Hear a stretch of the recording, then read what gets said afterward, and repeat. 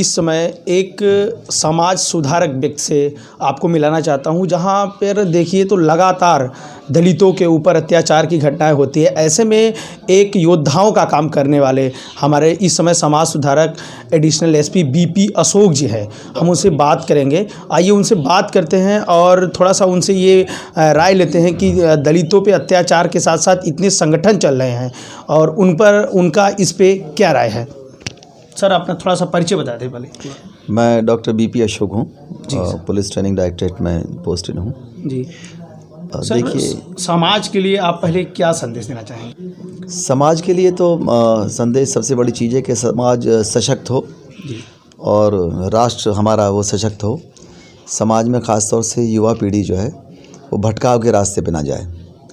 वो पहले पे बैक टू सेल्फ करे, अपना व्यक्तित्व का निर्माण करे और अपने परिवार का निर्माण करे, परिवार पर ध्यान दे, राष्ट्र पर ध्यान दे, राष्ट्र के निर्माण में भी योगदान दे और जो पे बैक टू सोसाइटी है वो समाज के निर्माण में भी ध्यान दे। निश्चित रूप से ये सब चीज़ें ऐसी हैं जो तैयार होकर के अपने व्यक्तित्व को ठीक से करके जब व्यक्ति समाज और राष्ट्र का काम करता है वो व्यवसाय भी अच्छा करता है और उसके पास समय, धन, ऊर्जा जितनी भी होती है वो पॉजिटिव रहती है, वो नेगेटिव काम नहीं करती। अगर वो पहली बात तो वो किसी के साथ अत्याचार नहीं करेगा, अपराध नहीं करेगा, बेईमानी नहीं करेगा, भ्रष्टाचार से दूर रहेगा। दूसरी चीज़ ये है कि उसके साथ भी अगर अत्याचार होता है या उसका हैरेसमेंट होता है तो वो उसको ठीक करने के लिए तैयार रहता है, उसका जवाब ठीक से दे पाता है, वो कमज़ोर नहीं रहता। नवयुवकों में अगर देखा जाए, दलित समाज के बच्चे आजकल ज़्यादातर भटक रहे हैं, शिक्षा के प्रति कुछ जा रहे हैं, लेकिन वहाँ देखा जाए तो ज़्यादातर लोग भटक जा रहे हैं शिक्षा के प्रति। ऐसा क्यों हो रहा है अपने समाज में? देखिए, भटकाव इसलिए है कि बहुत से लोग चाहते हैं बहुत जल्दी बहुत कुछ मिल जाए। एक आदमी बीए पास करने के लिए 14 साल का इंतजार करता है, एमए पास करने के लिए 16 साल का इंतजार करता है। कई बार सोचते हैं कि बिना पढ़े लिखे भी हम सब कुछ पा जाएं, हमारे पास अच्छा मोबाइल फ़ोन हो, अच्छी मोटरसाइकिल हो, अच्छी कार हो, अच्छे हमारे पास सारी चीज़ें हों, लेकिन वो सब के लिए एक प्लानिंग की आवश्यकता है, खुद के निर्माण की, पढ़ाई लिखाई की, अच्छा व्यवसाय पाने की, उसके लिए कड़ी मेहनत की आवश्यकता है। सर, थोड़ा सा और हम डिटेल में आपके बारे में जानना चाहते हैं। सर, आप कब से जो है एम्प्लॉयर हैं, कब से जो नौकरी पेशे में आए हैं?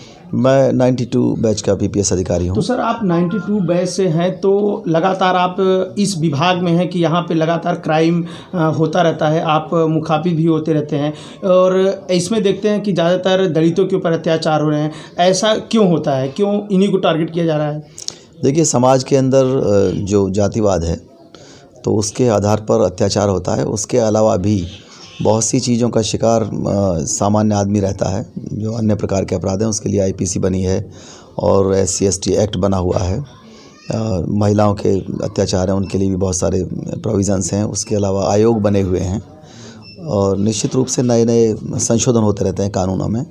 बहुत से निर्णय हैं इस तरह माननीय न्यायालयों के। तो बहुत कुछ सुधार की आवश्यकता अभी है और बहुत कुछ सुधार हुआ भी है। सर, आप इस समाज से आते हैं और लगातार आप दलितों के बारे में और बड़े बड़े जो है कि बैनर तले जाके अपनी स्पीच को देते हैं सुधरने के लिए समाज को। क्या आपको विभाग से प्रेशर ऐसा आता है कुछ? नहीं, देखिए, PR वर्क जो होता है वो हमारे विभाग के भी काम आता है। अगर समाज के अंदर हम लोग ऐसा संदेश देते हैं जो पॉजिटिव है, संदेश नेगेटिव नहीं होना चाहिए, एकेडमिक होना चाहिए और उसका फ़ायदा राष्ट्र को मिलेगा, उसका फ़ायदा देश को मिलेगा, समाज को मिलेगा और इनडायरेक्टली अपराध भी कम होंगे। अगर हम लोगों को बात करते हैं सशक्त होने की, पढ़ने की, लिखने की, संविधान की, कानून पर चलने की, तो निश्चित रूप से हमारा विभाग भी उसमें सहयोग करता है।